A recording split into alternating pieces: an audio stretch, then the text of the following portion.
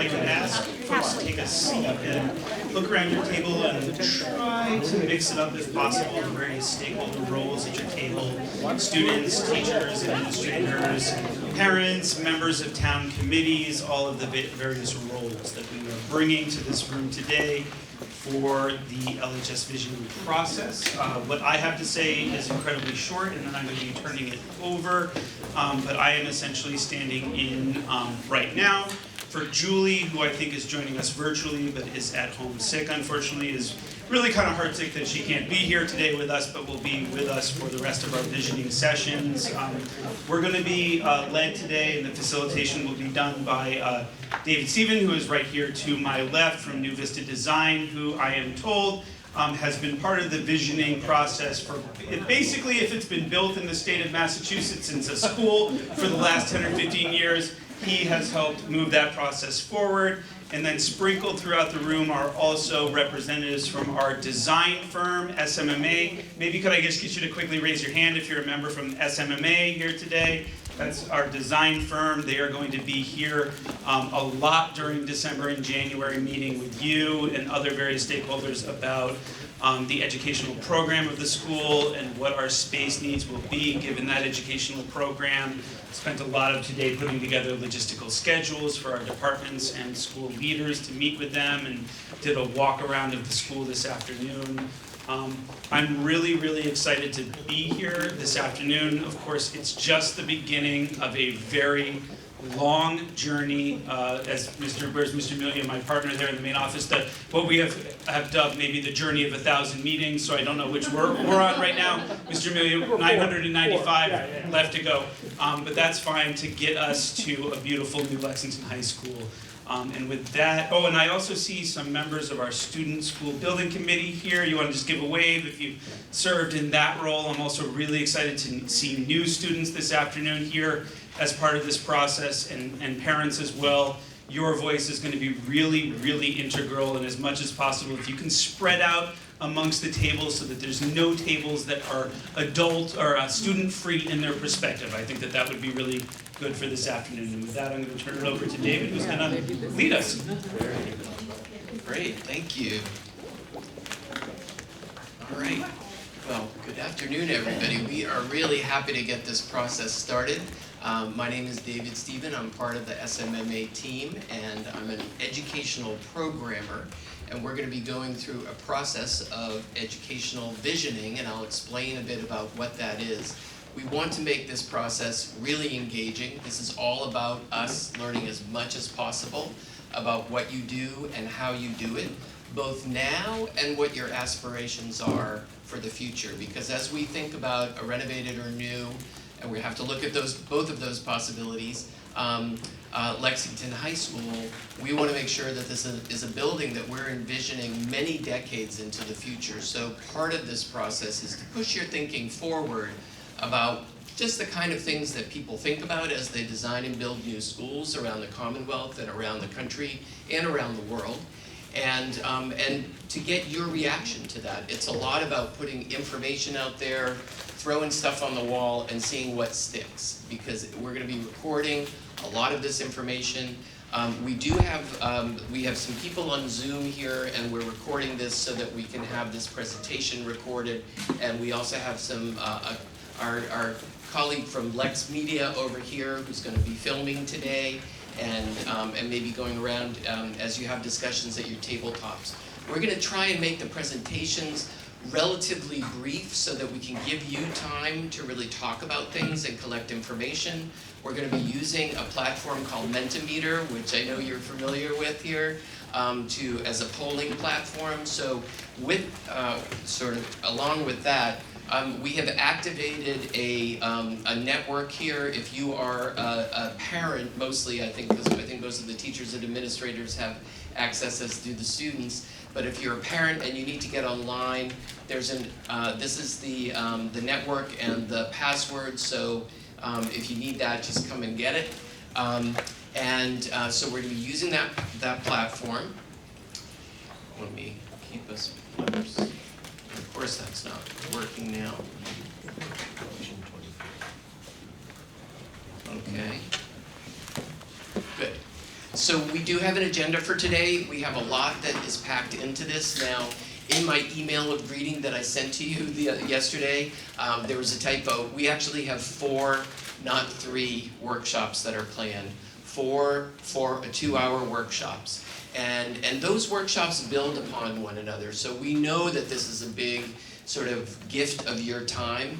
We're going to encourage people, if you can, to come to all of the workshops because they really are kind of sequential.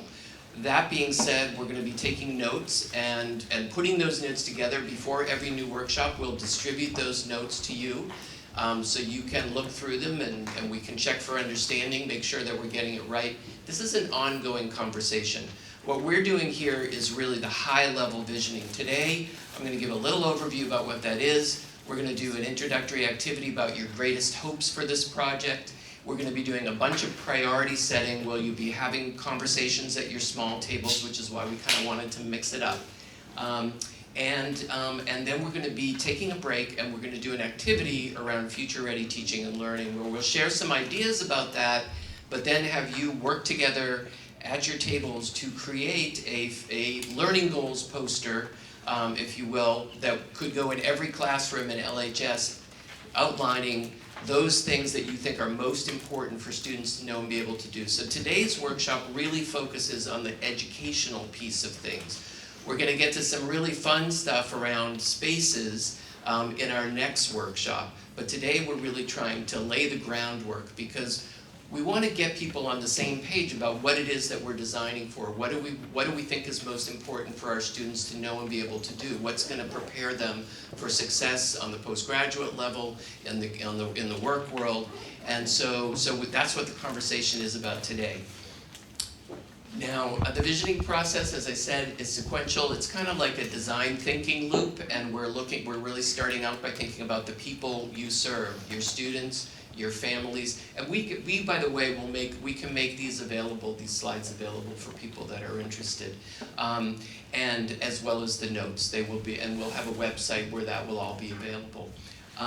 So we're going to be looking at the people and the practices mostly today. What is it that you do here? What are the things that are top of mind as you think about the programs that are most important to you, the educational focus areas that are most important both now and as you think towards the future? As we move through the process, we're going to talk about design patterns or ways that schools can be designed, design approaches. We don't necessarily want to give you just a nicer version of what we all think of as school. We have some ideas about things that make for much more flexible and multi-purpose type of spaces. And so we want to share those ideas and see what resonates with you. It's all about developing a common language that we all share about what it is that you want to do and why. And then we're going to create some big picture guiding principles that are non-negotiable, sort of these are the things that are most important to us as we approach the design of this building. We'll also be looking at plans. We're going to ask you, once you start to develop a shared language about the things you're most excited about, we're going to get you acting as designers, working with our architects to do bubble diagrams, adjacency diagrams of the kind of spaces that you'd like to see and how they're connected to each other. And we'll be doing talking points at the end, sort of what are the things that we've learned from this experience together and how do we want to communicate that to the larger community who have not been involved in this process about what's important to us and why. So we've got these 4 meetings. Second meeting will be on December 20th and then January 10th and January 24th, and one of the other things that we're going to focus on is sustainability. We know that that's a really important part of the conversation here, so in workshop 3, half of that workshop will be devoted to the topic of sustainability. So this is all about, and I'm going to move back a little bit, sorry if I was in your way there. This is all about developing a narrative. Your district, as part of this is a feasibility study through the Mass School Building Authority, and they are developing an educational plan that is part of this. And so to feed into that, we want to be talking about your design priorities and goals, these desired adjacencies. Now the MSBA has a template, a very thoughtful template of spaces, about what's in a school. They can take your enrollment number and spit it through and create a spreadsheet of every single room and how many square feet those rooms should be. But where we can be creative is how we arrange those spaces together, and we can also do a little bit of push and pull. And that's where it's very important that in the ed plan we make a case for the kinds of things that are most important to you and what we want to support. Now, as part of this process, we have to look at renovation, renovation addition, and new construction, or a combination of those things. And there are going to be a bunch of different options that come out of this. So this is really the high-level visioning. Now, our design team has been here on the ground already, I think, doing some focus groups, right? Have you? Not yet. Not yet, okay. But they will be doing focus groups with teachers and department heads and students, and getting a much more kind of granular kind of sense of what you do. But this is really about big picture, high-level visioning that will apply to all of those different contexts. And in terms of brainstorming, we really want to encourage people to be aspirational and to just get ideas out. There's no wrong ideas, so that we want to make sure that we're going for encouraging wild ideas. This is the time to be aspirational and pie in the sky. We want to also be realistic, of course, but also make sure to introduce yourself to the people at your table that you're having conversations with. Make sure to include everybody in the conversation. And when possible, be visual. We're going to give you the opportunity to do some diagramming of your ideas. So just quickly looking at who's in the room, let's have all our students raise your hand. Fantastic. All right. And as we get into some conversations, we might ask some of our students to spread over to some other tables so that other people can have the honor of your presence there and your ideas. And how about students that are on the school building committee, the student school building committee? All right, excellent. I've done a lot of high school projects in Massachusetts. This is the first time I've seen a student school building committee, so I think that's a very cool thing. Snaps. Teachers. All right, great. Fantastic to have you here. Parents. We have a whole bunch of parents here. Wonderful. Okay, and we might ask some of those parents to also kind of split up a little bit. And administrators, central office or school administrators. All right. Community members, and many of you might wear some multiple hats here, right? Yeah, okay. School building committee members. Anyone from the school building committee? Very good. And the school board? Yeah, I did miss one. School board members, anyone from the school board? Welcome, welcome. And then our design team, which you heard from before, and you're going to be seeing them a bunch. This is a multi-year process. The way it works is that during this part of the process, we're going to be focusing a lot. We're going to be getting a lot done over the next year, and then it goes through different phases. And people have been asking me, so when is the new building going to come online? And so Matt and design team, generally we're thinking 5 years from start to. Generally, you can think that, but that's still... Yeah, generally you can think that, but there are all sorts of things that can happen. But that seems to be around the cycle that we go through. All right, so introduction. So what I'm going to have you do is just really quickly, 2 minutes, talk to somebody, just one person, or if you're a triplet, you can talk as a triplet. If you don't have an even number of people at your table. Just 1 minute per person, what's your greatest hope for this project? As you think about, and it could be around the building, it could be around the community, it could be around educational, kind of new educational programs. What's your greatest hope for a new Lexington High School facility and program? So 1 minute, I'll tell you when 1 minute is up, and you can switch.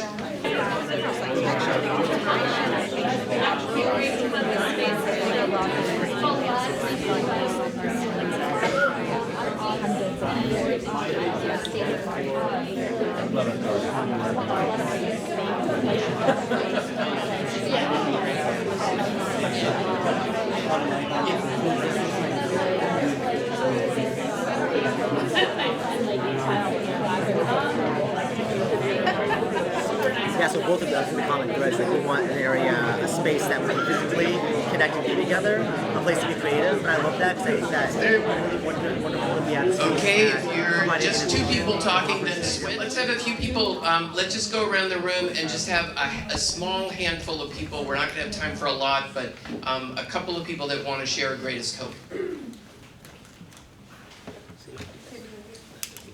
gonna give you the microphone so people can see.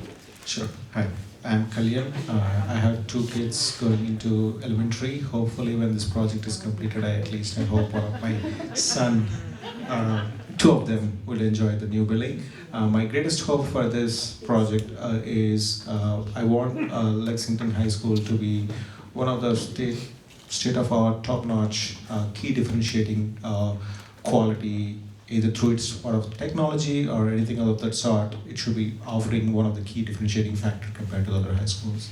So that would be my greatest hope. It should be differentiating factor. Thank you. Another person to share.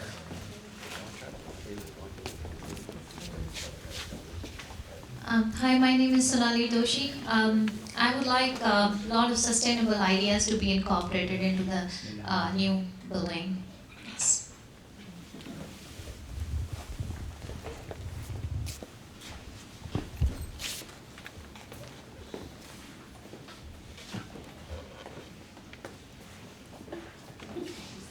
Hi, I'm Elizabeth. I'm a sophomore here at LHS. I have 2 siblings that are in elementary school at Hastings. My greatest hope for this project is, since we're rebuilding the physical building, I'm also thinking that the way we serve our students can be rethought in some ways, and specifically, building more spaces that support student mental health here at LHS would be something that I would love to see, especially for my siblings. Wonderful, thank you. One more before we. Okay. My name is Alex. I'm the head of the LHS Architecture Club. And my greatest hope for this building is that once it's here, I just hope that students, after coming here for 4 years, can still want to come every day.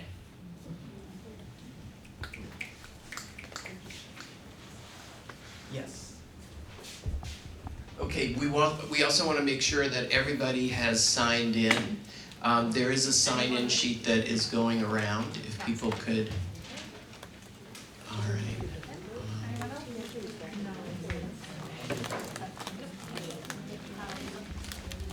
Okay, I'm going to keep us going along, but I am going to give us in a few minutes, I'll get this Mentimeter working, and we will make sure to give people an opportunity to record some of those greatest hopes.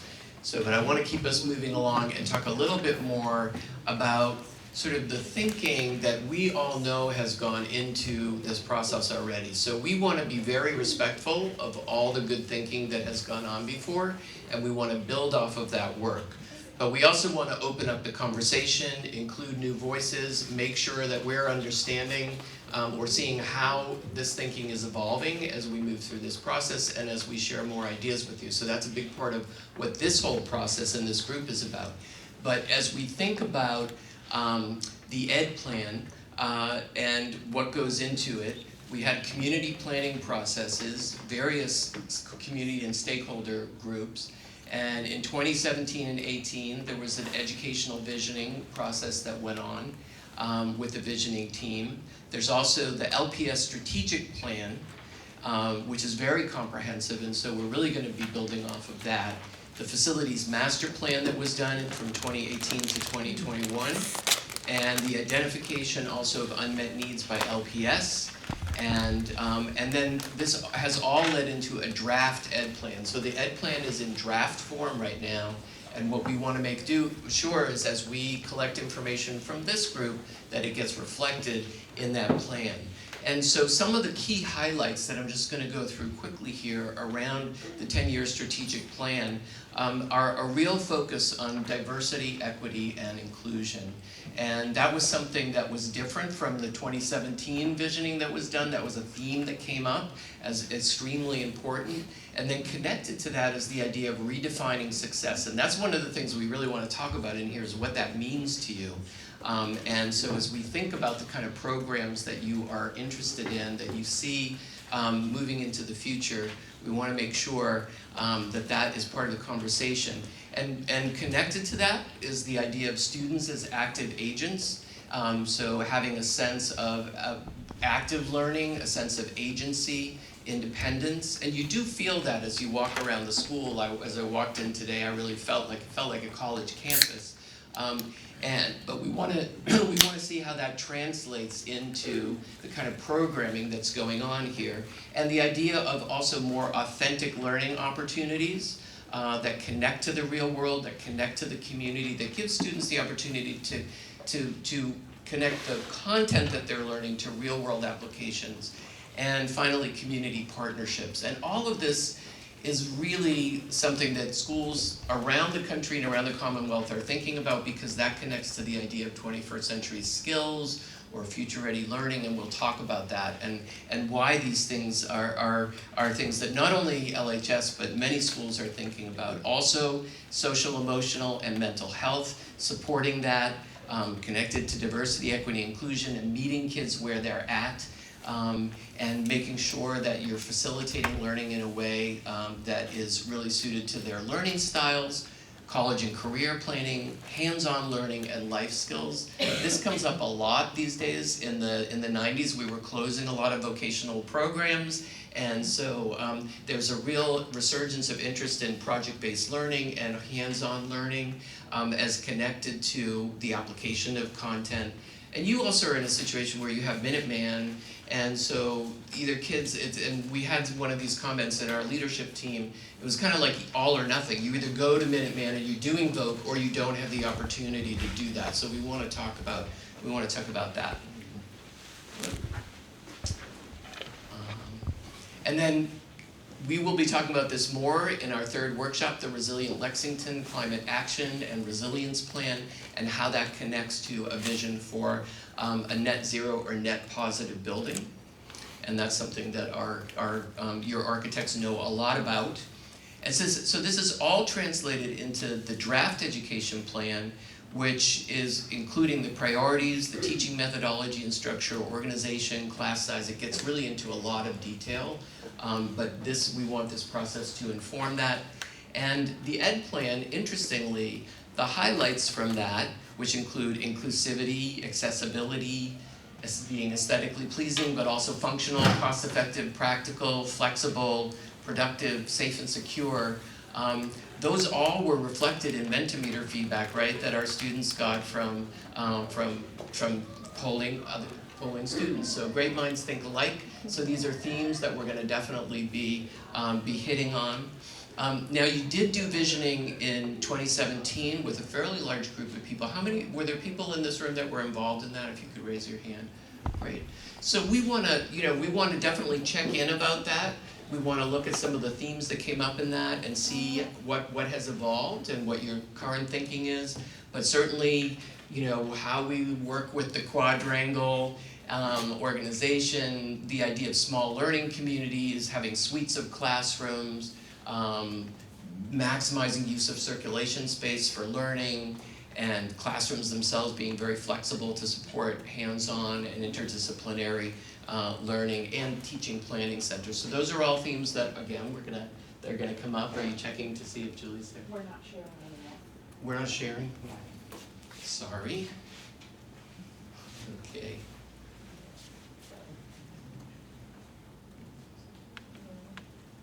Here we go. Thank you. And then our student group here, and I want to steal their thunder, but I'm going to go through this real quickly. They've done a bunch of different activities in terms of collecting data and presenting that data, and they put together also, as part of the ed plan, there's this really interesting a day in the life. And I think was Julie going to talk to you about thinking about projecting that into the 10 years into the future, what that might look like, because that seemed like an idea that people got excited about. And then with your Keep, Lose, Dream, Innovate format, looking at what students think is worth keeping, the excellence, the sense of community, great music program, let's lose the overcrowding, the campus layout, the lack of ventilation. Of course, we want a healthy building. What about inside-outside integration more and really innovative and flexible spaces and physical learning experiences, ideas for new spaces, which we're going to really talk about here, and long-term environmental sustainability. So these are all ideas we want to build on. Now, I'm about to start asking you for your priorities around educational priorities, architectural priorities, and community priorities. And before I do that, I do want to just like front load this by saying that we know that you're living in a very old building and that there's pretty low-hanging fruit about what you would like to see, right? You know, you want natural light, you want good ventilation, you want air conditioning, you want water nearby, you want more bathrooms closer by, or maybe a gathering space or more multifunction space. Those are all important, and we want to definitely hear from you about that. Any renovated or new building that goes through this MSBA process is going to be fully ADA compliant, fully handicapped accessible. It's going to be thinking about safe entry and security features and how the community can access parts of the building safely. It will definitely have cooling because we look at buildings being used year-round. It will have modern technology and furniture that is easy to rearrange and robust technology infrastructure. Every classroom will have natural light, and it'll be large enough to do different kinds of things in the classrooms. Indoor connectivity, outdoor connectivity, we're thinking about outdoor classrooms, we're thinking about venues for outdoor recreation. Push-in special education is a big difference in the way that we design schools now. We want to make sure that student services and differentiated instruction can happen in close proximity to general ed classrooms unless they shouldn't, unless there are sub-separate programs and unless we have certain zones within the school for that. Safe drop-off and pickup, things like easy bike access and pedestrian access as well, sustainable building features, again, which will be a big part of the conversation, and distributed and gender-neutral bathrooms. So those are all big picture themes that are going to be, that any building will, that's just kind of their givens. That's not to say they can't be your priorities as we get to this activity, but we do want to really encourage you to be very aspirational. Think really big about what you would love to see, the kinds of qualities of spaces, the connections between spaces, the new kinds of spaces that you'd like to see. So with that, I'm going to have you first talk at your tabletop. And I'm going to ask you for 5 minutes to talk about your top educational priorities and aspirations for LHS. Now, before I let you do that, I'm going to say that there's a tendency to think about space here, about the kind of spaces you'd like to support this. What we really want to hear about here is educational programming and priorities. What's most important to you, whether it's like project-based learning or environmental stewardship or Socratic dialogue or whatever it is educationally, the things that you feel like are really important for the design team to know about the school and the culture of the school. We're going to get to the architectural piece. You can include architectural stuff here too, but just to say we're going to have time for that. All right, so 5 minutes talking at your tables, and then we're going to have you enter that into Mentimeter. That are independent from classrooms in which students could go in and continue their education on their own self-sufficiently. So rooms, like you have the music rooms that you can go and practice music, and that's the same thing for video editing, for access to 3D printers, and things like that. So like general maker spaces in which the students can take control of their learning and their projects that they want to create something or in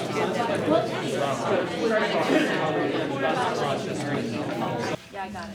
And if people still do it, does anybody still need the wireless code and access? Okay. So when you get there, you'll see a thumbs up. If you could just hit that thumb so we know. We can see down at the bottom there, for those of us that have eyes that are able to do that. It's 26 people there so far. And what this is going to allow us to do, for those people that haven't used Mentimeter before, is to collect your thoughts in your words, and we're also going to be able to see them, okay? But it's also nice to hear from people about what they're most excited about. And so as people are inputting their information, I'm going to also go around the room and just ask people to raise their hand and do that. Yeah, did you? Just giving everyone a heads up, if you're having trouble loading, we've been having trouble with Wi-Fi in here, so be patient. Is anybody having trouble? I see 37 people there. Anyone having a problem? Yeah. Technology infrastructure. But well, no, you won't see anything else yet. Okay. So. We're gonna go to mental Does somebody have that password? The password that somebody took the function. Oh, can you hold that up over there? Yeah, mine's blank as well. Okay. So I think it's meant to it's function 23. The network is LHS function, and then the password is function 23. We shut it off after events. So. Okay. So we got 40 people there, so it seems like some people still haven't been able to get there yet. It won't show. Not yet. You shouldn't be seeing anything yet on the screen except for the thumbs up. Okay?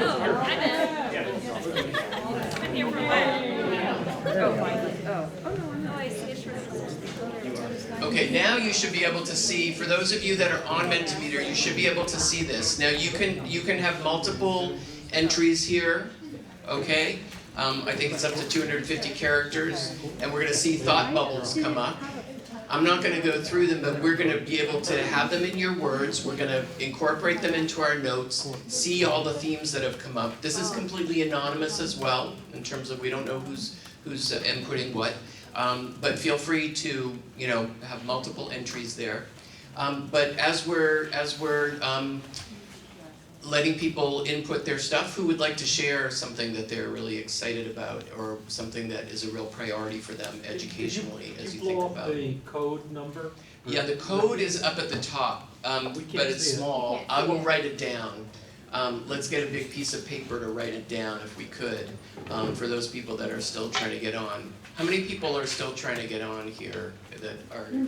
Okay, so most people are on, so that's good. But let's make sure we get everybody on.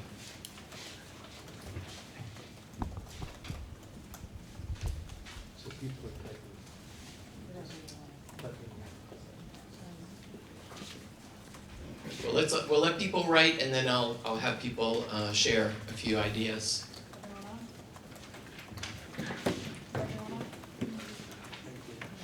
Anyone need the code?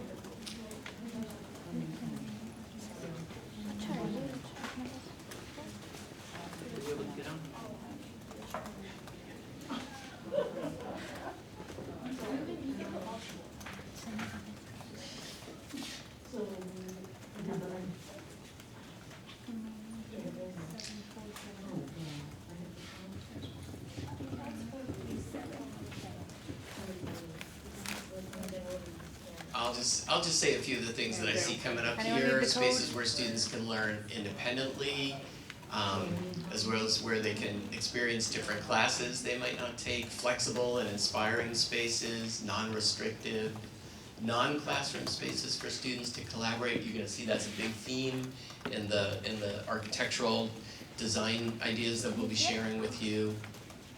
More hands-on learning. Okay, in the thick of all the appropriate high-tech demands, want to make sure that old-fashioned talking, conversing, exchange, and arguing doesn't go away. A big open space with a big scope for growth over time. State-of-the-art technology. Spaces where students can collaborate or work individually.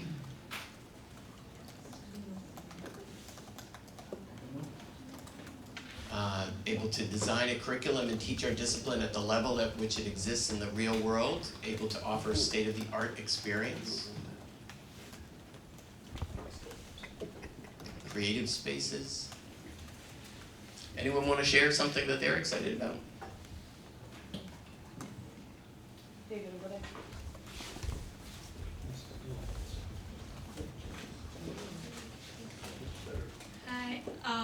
I would be excited for more like collaborative spaces in between like either students but also like teachers, or like mixing of different grades or similar classes, just because I feel like that would like help a lot with like different learning, and to see the perspective of some like questions differently. Great, thank you. Anyone else? Yes, we got our students here have lots of ideas. Very similar to that. In my Latin classroom, on the back wall, we have a board that the teacher doesn't write on. So a lot of students just grab the marker that's on there and start writing random stories. And I think it's a way that different sections, because the way classes work now is I walk into a class, I have this bunch of people, I walk to the next class. Yeah. But this way, it feels like even through time, there's a sense of community through that class and through that room. Yeah. Great. And that connects to the whole idea of kind of branding and identity, or being able to customize a space and leave your mark on it. And we often think about new schools as kind of like blank slates where there's lots of opportunity for really building kind of messaging, or people doing public art projects or display and exhibition, also views in and out of interesting things happen. But great. All right, we're gonna move on to the next category, and people already have started talking about space here, which is totally appropriate. That's kind of what we're here to talk about. So I'm gonna have you talk at your tables for a few minutes about what your top architectural priorities are. And these could be ideas about spaces, particular spaces, what you'd like your classrooms to be like, or qualities of space, or connections between spaces, anything goes, okay? So architectural priorities. But I think it's going outside and not sometimes so again like So much space. Lots of great conversations going on. I know, I hate to interrupt them. Let's start sharing some of these ideas. We're still in the same Mentimeter code. You should still be able to see this slide, so please start sharing, so we can get a lot of these great ideas on paper.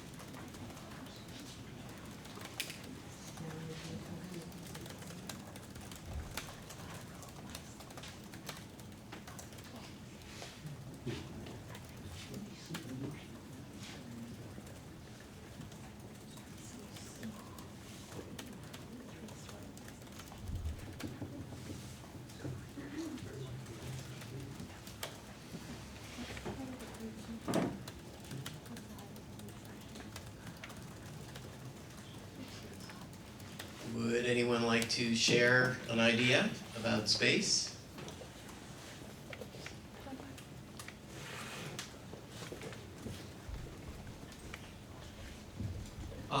Maybe a greenhouse that could be used by various people, such as like an earth science class to go there for real world like experiences and seeing how like dirt and water and stuff interacts with the environment, and could also be used by students to cultivate crops, which could then be used in the school cafeteria for self-sustainability.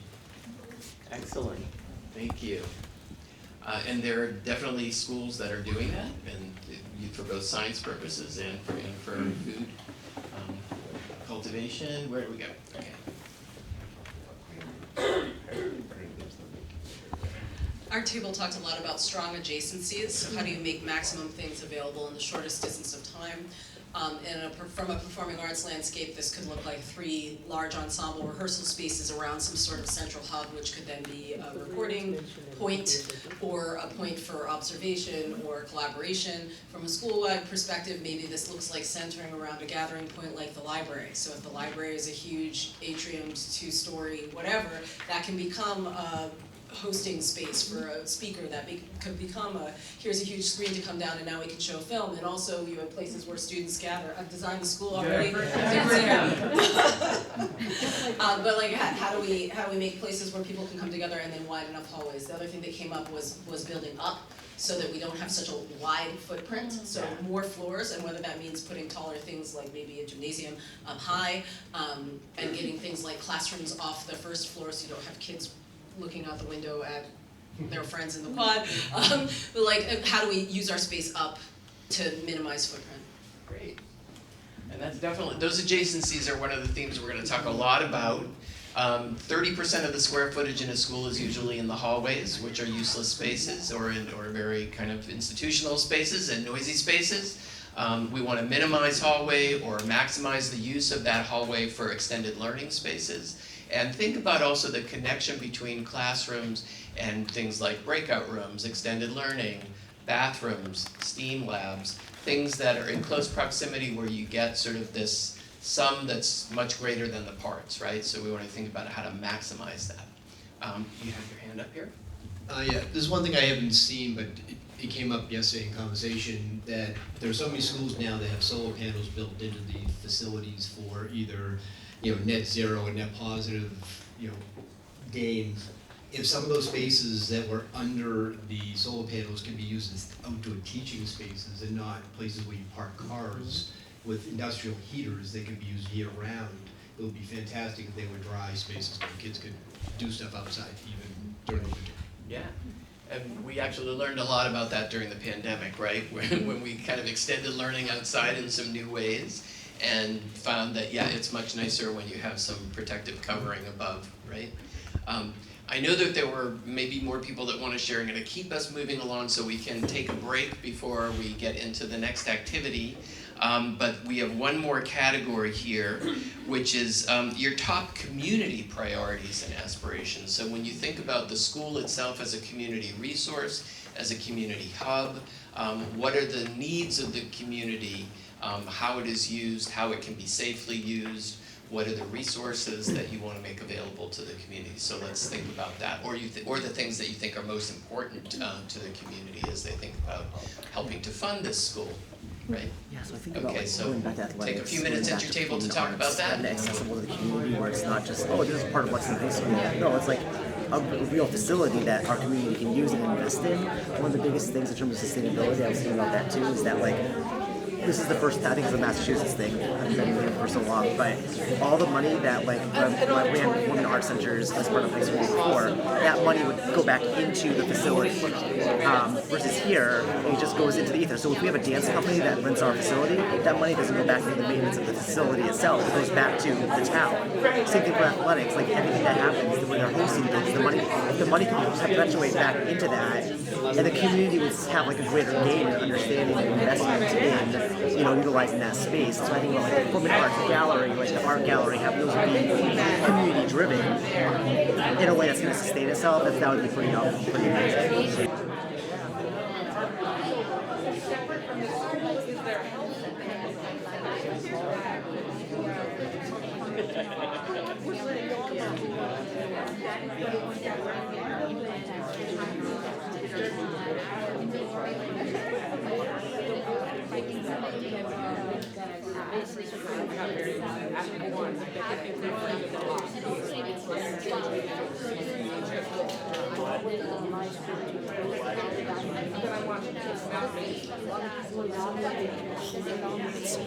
Okay, folks, if I could have your attention, if we could wind down our conversations and just share again, you know the drill. What is top of mind for you about what's most important in terms of community priorities for you and for the community?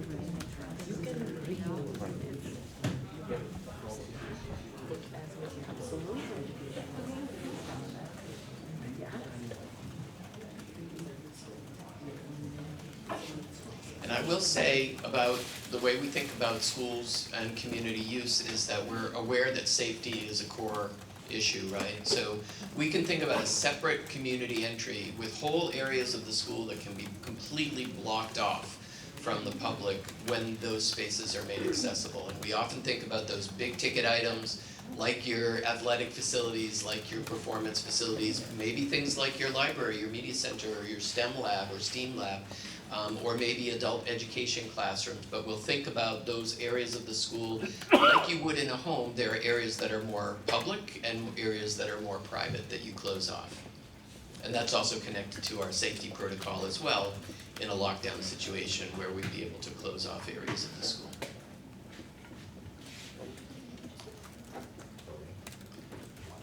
Anyone like to share some thoughts? I'm looking to our students because we're getting great responses. I was just thinking, we were talking about how close the high school is to the middle schools and to the center, and because of the closeness, being able to use the space to create community and relationships between the middle schoolers and the high schoolers as just a thing that exists within the mindset of the community, instead of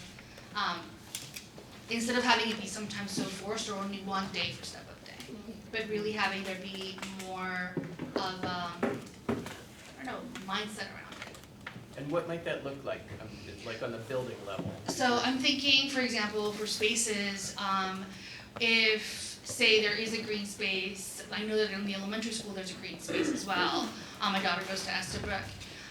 So having areas in which, for example, middle schoolers can come up here to the high school's green spaces and collaborate in terms of science projects or even after-school classrooms or things like that, especially like in the summers.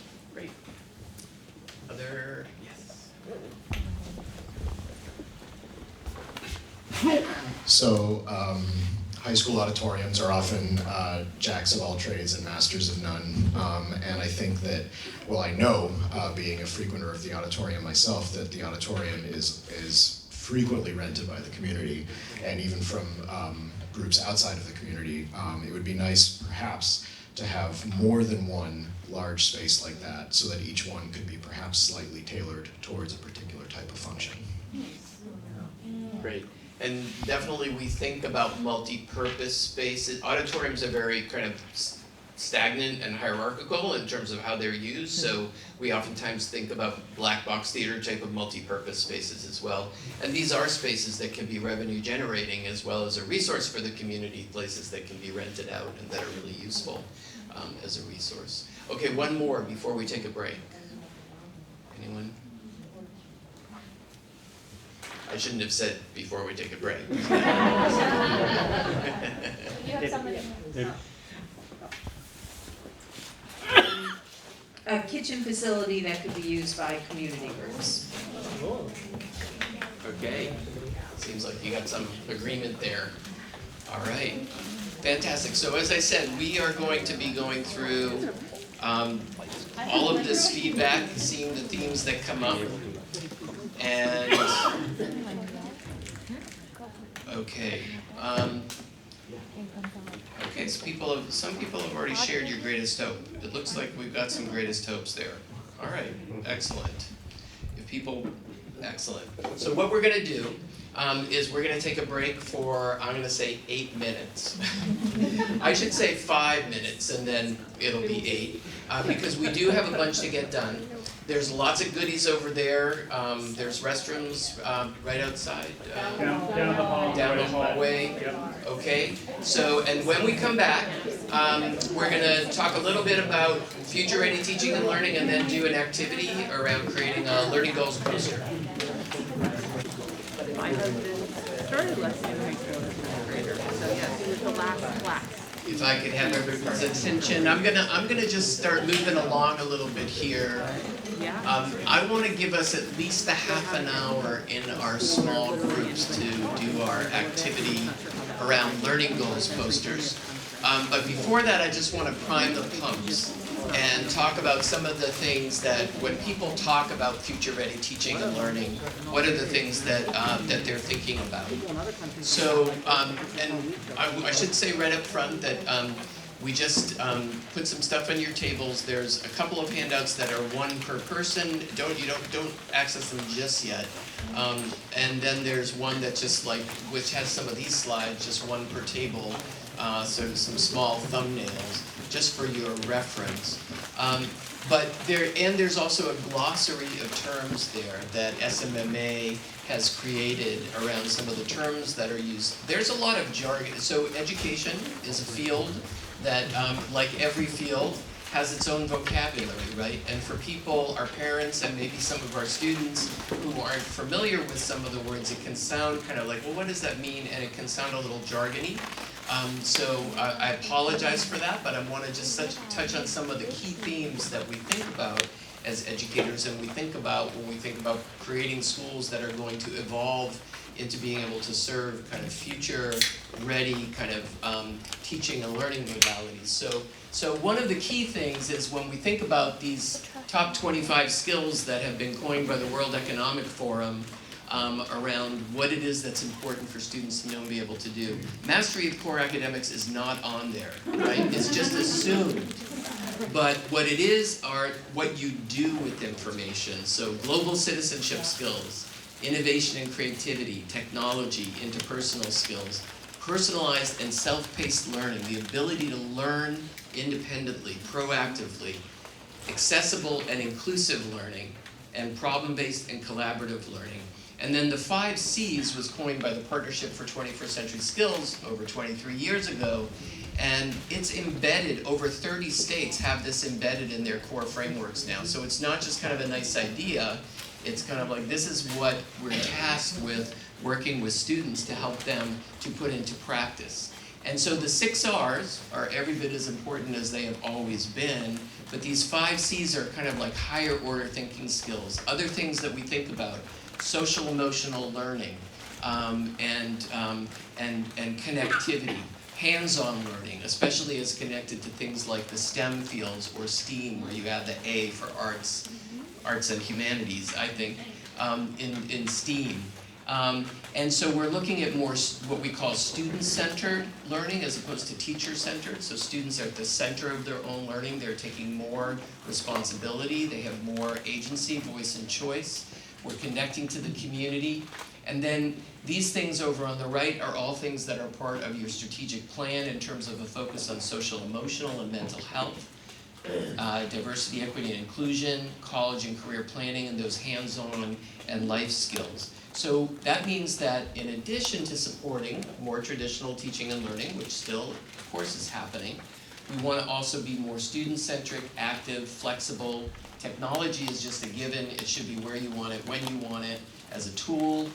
Collaborative, project-based, and differentiated instruction. Differentiated meaning not every kid is doing the same thing in a classroom. So you often have multiple adults in a classroom these days if you have teachers, aides, or paraprofessionals, or service providers. And you have, it kind of looks a little bit more like a kindergarten classroom, if you will, where you've got the building corner over there, and then the quiet corner over here, and then got some kids doing stuff over here.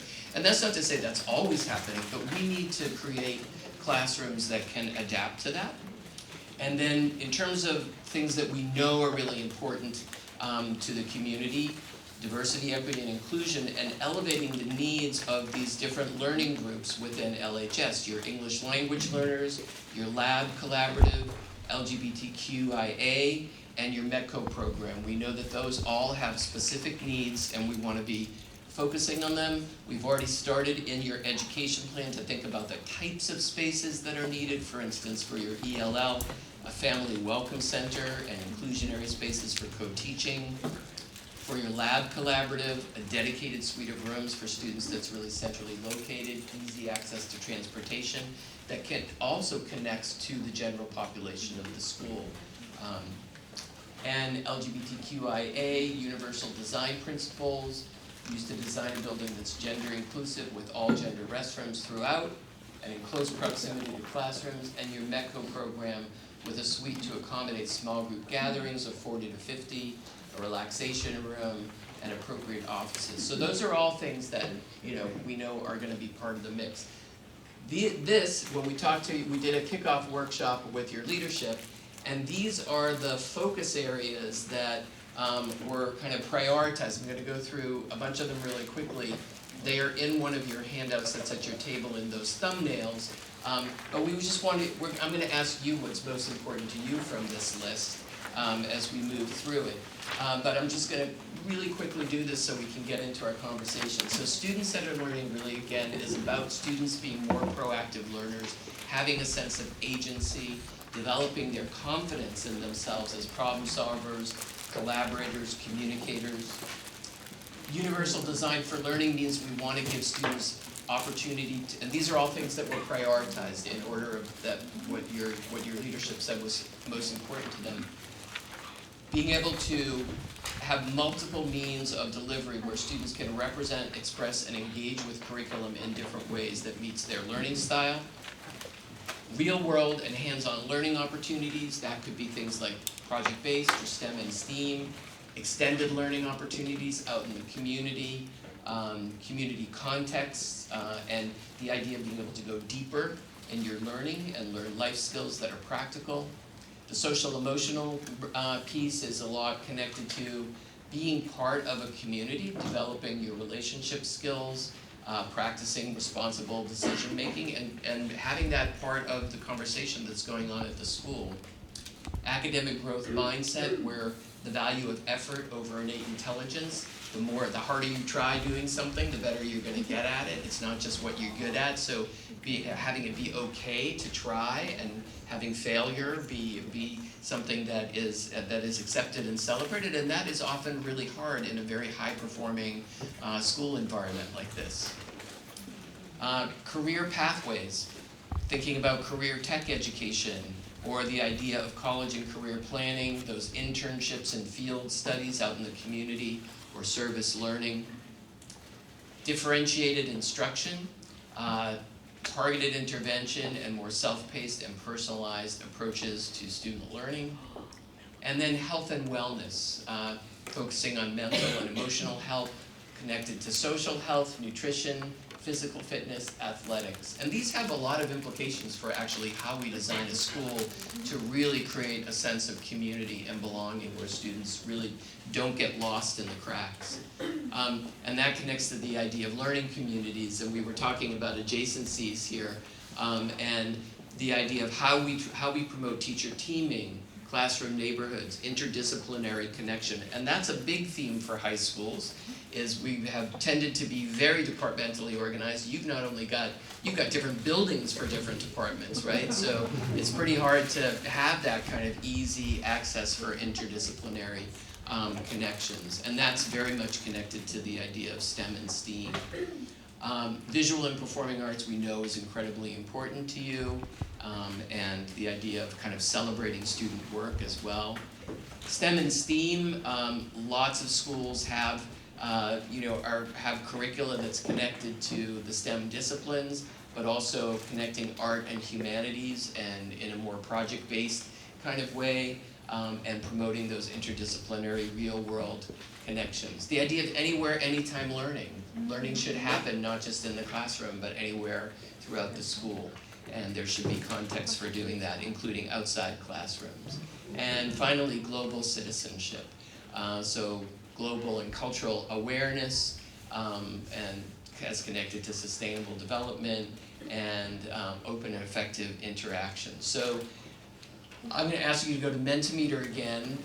If you have to get back on it, the number is up there. If you can't see it, do we have that number again? Can you see that? A little.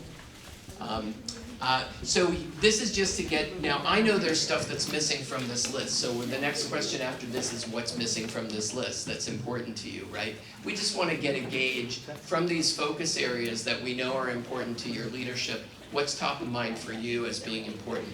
So this is different than the other, once you press submit, you can't go back. So just give us, if you don't want to do all 16, you can give us your top 10. What's gonna happen is we're gonna start seeing a graph populate there and see the kind of themes that are important. Yeah.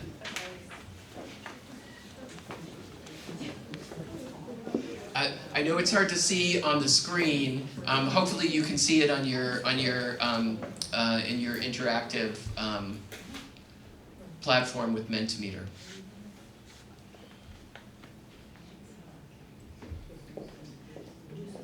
So we'll just take a few minutes to do this. Just put the things that are most important to you, just bring them to the top. Yeah. Yes, of course.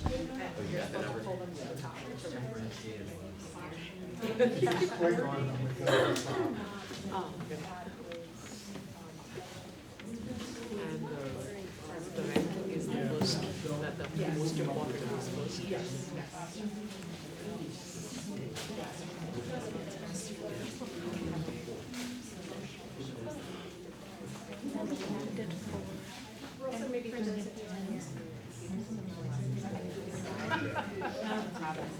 All the arrows.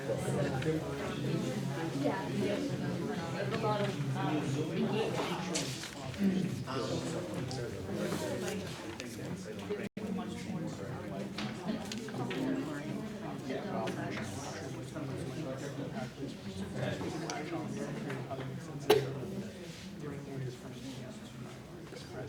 And that's not to say that things that are close to the bottom are not important. These are all things that we know are considerations, but we just want to get top of mind from people what you see as high priority. It's a little bit like a horse race here. I zoomed it so hopefully you can see it, but we got student-centered learning up at the top, along with hands-on, social-emotional learning, visual and performing arts, college and career, real world, STEM and STEAM.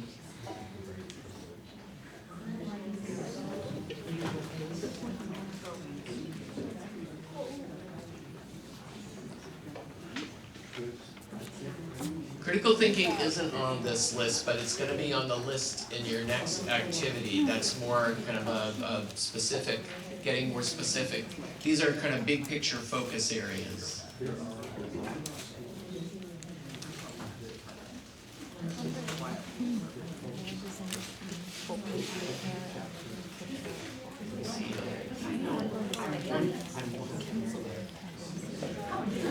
Okay, we got 29 responses so far, so we'll leave this up for another minute or so.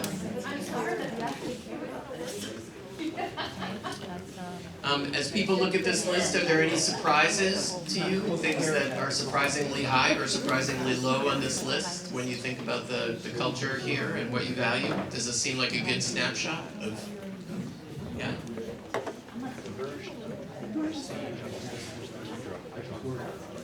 Would that be, because I think a lot of the others. Can I have you say that? I think that's important for we have a comment here, an observation. Just an observation. The trend here is really towards like social emotional learning, hands-on learning, student-based learning. And I think that's great and has a good place in this school system, but in the community, I think there are a lot of voices that advocate a lot strongly for academics and academic strength as well. So it's not as representative. Yeah. Trashing Ming, community representative on the school building committee. I echo that. I hear that. It's true across communities, including communities like even Lexington and so forth. It's important because the people who show up here are representing one slice, but the people who vote that critical night where we have to get past that hurdle are a very different slice of the community. So I see as my job as the community, one of the two community representatives, to make sure that those types of viewpoints are considered accurately. Yeah. Yeah, thank you. And that came up in our leadership workshop, you know, the idea that AP is a big part of the conversation here, and that sometimes goes at odds with some of these nice sounding, you know, kind of more student-centered approaches. I guess the good news here is that they don't cancel each other out in terms of how we design a building, right? And the ways that we are looking to design buildings these days to make them more cost-effective, to make them more practical, where every square inch of the building can be used, actually do go a long way towards supporting social emotional learning and the cultivation of relationships and kids feeling like there are lots of different options for them in terms of where they fit into the school. Yeah. So like, when you're asking all these questions, are you asking them also to Lexington Community Education? We haven't asked them yet, but I think Because- that, are we gonna be doing a survey, a community survey, or? Yes, so, yes, we will. Yeah, we are just starting this process, All right, but. because yeah. like they use the building and we're gonna pay for it, so. Mm-hmm. Right, so point well taken. I do believe that there is a community survey that will go out that will ask for it wider. Yeah. Andrew. Just to be clear, one of the things I wanted to do on the break, but not ahead of time yet, was to make time with Mr. Hall to meet with the architects as part of the program. And so, Mr. Hall, if you and I could connect at some point about doing so. Thank you. Okay, great. And I do have here the next slide, and then I'm going to get us into our groups. We know that stuff is missing from here. What are the things that that people would like to add? So academic excellence is right up at the top. Just as mastery of core academics was not on that list, it's kind of an assumption that all of these things are ways that we want to move towards academic excellence. And I think that there is this bit of a tension, if you will, between the academic excellence version where AP is primary versus the diversity, equity, and inclusion, and how we make sure that all students' goals, needs are being met. So again, that's part of the conversation. I think as far as the kind of building that we want to design with you, the kind of spaces that we want to share with you, there doesn't need to be that conflict because it can certainly fulfill both.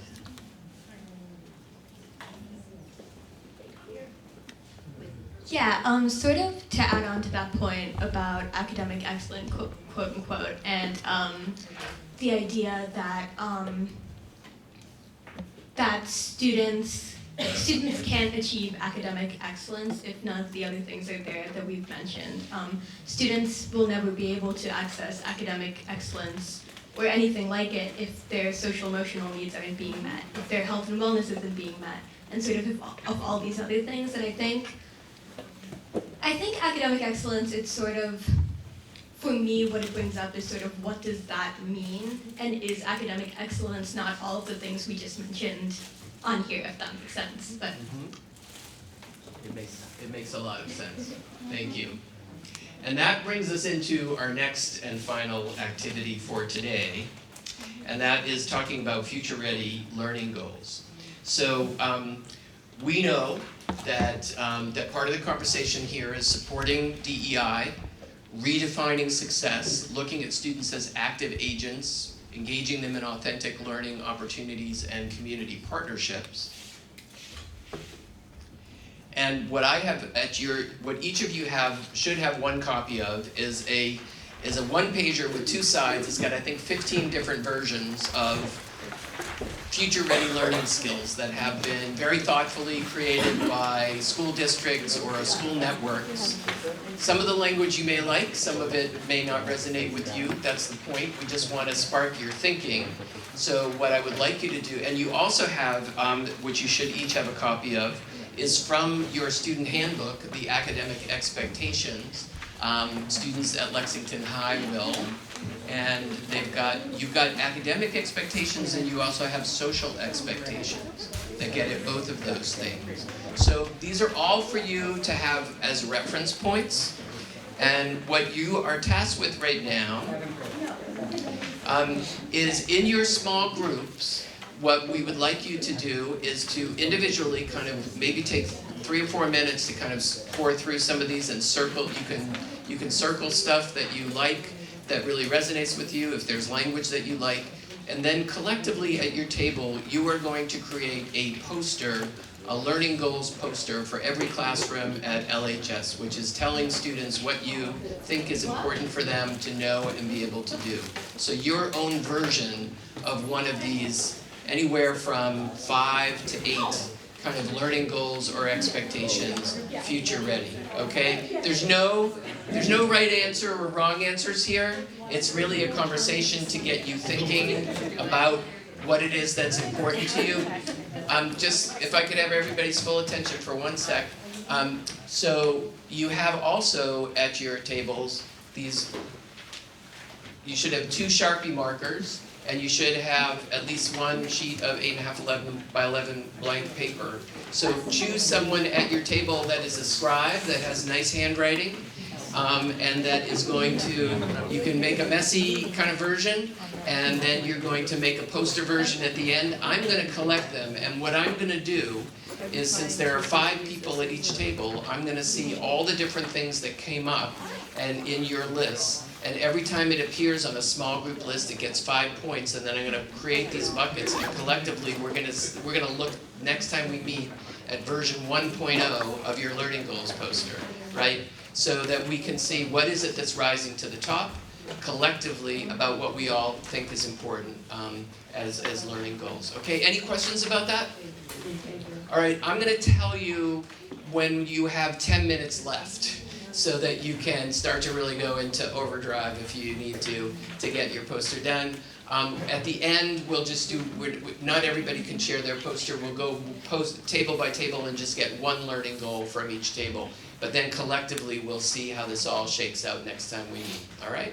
All right, have fun. So, sorry, I was only partially listening. We need 1 learning goal that we can agree with.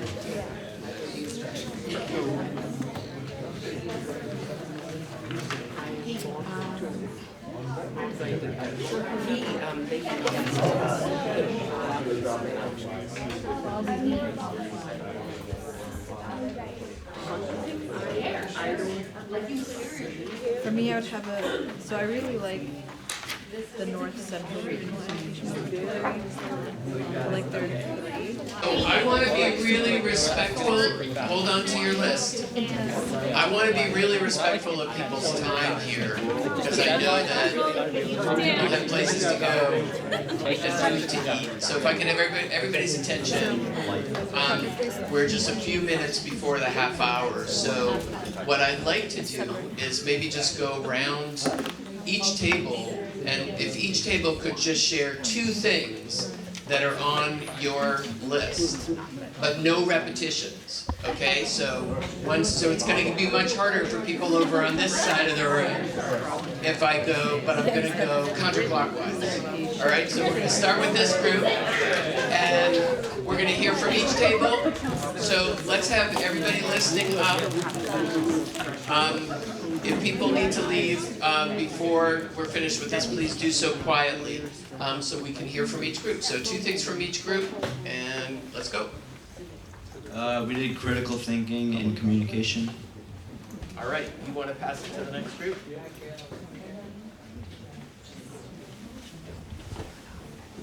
Empathy, kindness, and respect, and real-world applications.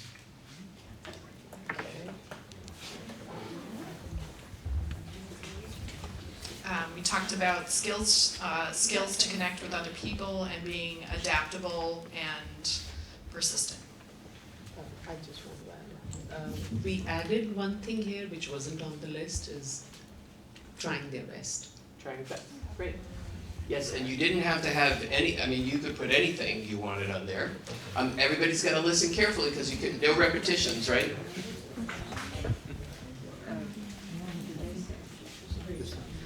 Citizenship and ethics and integrity. Okay.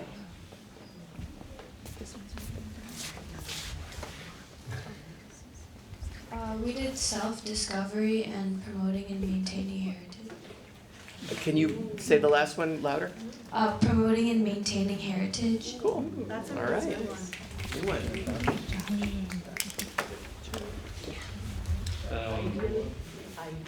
commitment and cultural awareness and expression.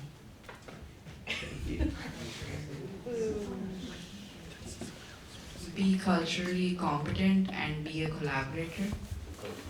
Oh, you gotta give. Let's just show this. It's beautiful. I love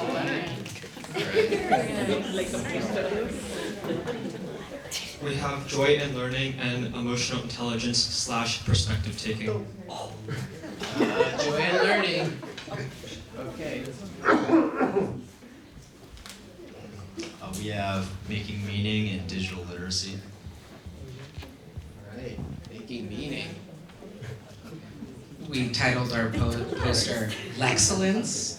Oh, how have we not done that one before? Okay. Lifelong learning, learning how to learn. Right, and this is a cool graphic too. Yeah, lots of. Thanks for your help. We collaborated.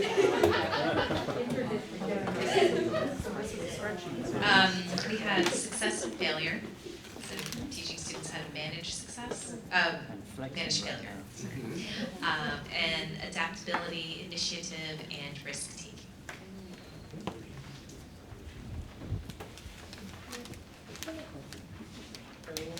We did leadership and responsibility.